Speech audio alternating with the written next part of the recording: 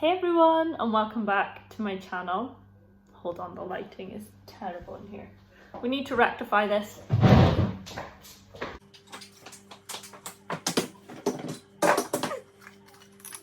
Sorry, lighting issues. Welcome back to my channel. I hope you're all well.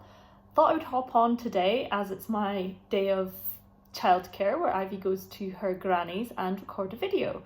And what I thought I would talk about is changing goals and being flexible and kind to yourself, I think. Something I've noticed recently is that I feel like because, for example, I ran a lot and long distances over the past 3, 4, 5 months, in fact longer, since maybe May, my distances have been really long. I've been doing loads of long runs, challenges and all of these things.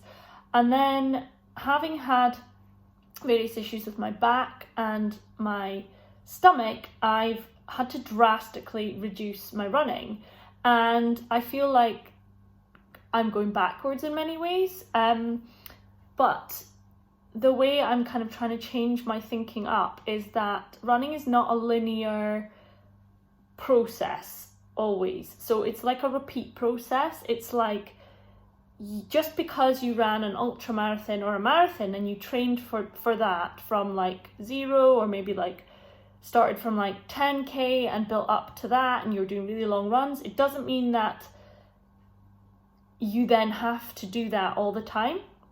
And this is what I'm kind of telling myself. So whereas I was doing, pretty long runs every week, running quite a lot of days in the week, and now I'm finding that that isn't working for me in this current kind of situation where I'm not sure what's wrong with my back and my stomach. So I am changing my goals and making them a lot lesser and just trying to kind of be a bit more.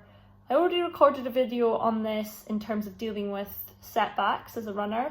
And I think it's important that if you're someone who likes goals like me, I love goals. I love setting myself a challenge. I love having that to go for, to drive for, to keep myself motivated.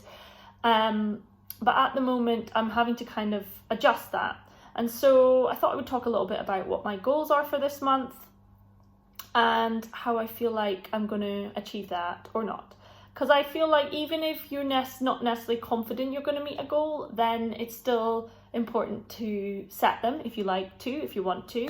And if you write them down, you are far more likely to achieve them than if you don't. And that is actually, there's been research done on that. I can't remember where, but I've definitely read research on that. So I have written down my goals for this month, and the way I'm kind of adapting my thoughts are to think, right, okay, I'm going to bring it right back, and my goal to cover 25 miles a week.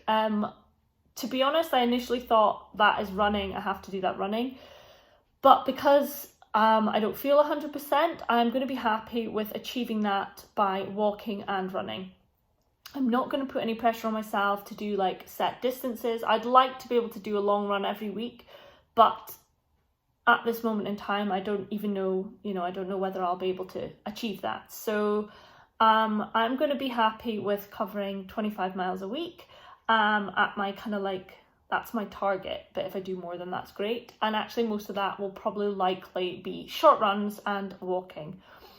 And I'm trying to get out twice a day, whether that's a run and a walk or 2 walks or whatever that might be, because I've just noticed that by the end of the day, especially when I'm like on full mum mode most days, by the end of the day, when it gets to dinner time, I am at the point where I'm likely to be more grumpy, lose my temper, and just not feel like I'm doing my best, job. So getting outside for a walk around about that time after dinner really helps me, and it like just refreshes me, so I come back and I'm ready for like the bedtime routine.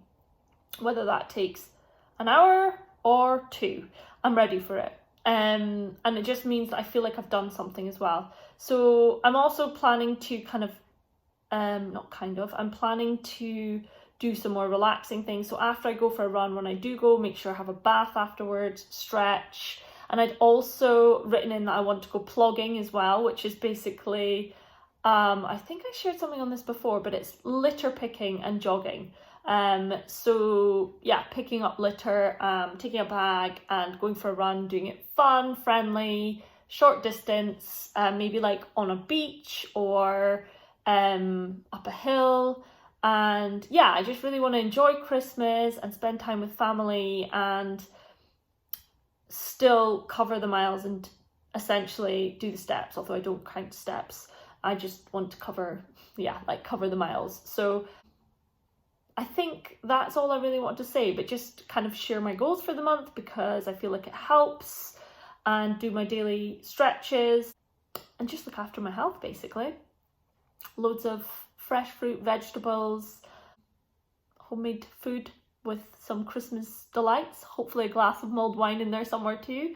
Yeah, so leave me a comment. I'd love to know what your December goals are. I know so many people are setting like crazy goals and it's very tempted to get like swept away with that, but I'm just trying to focus on my own lane and my own path. And yeah, if I can cover those 100 miles, I'll be really happy with that.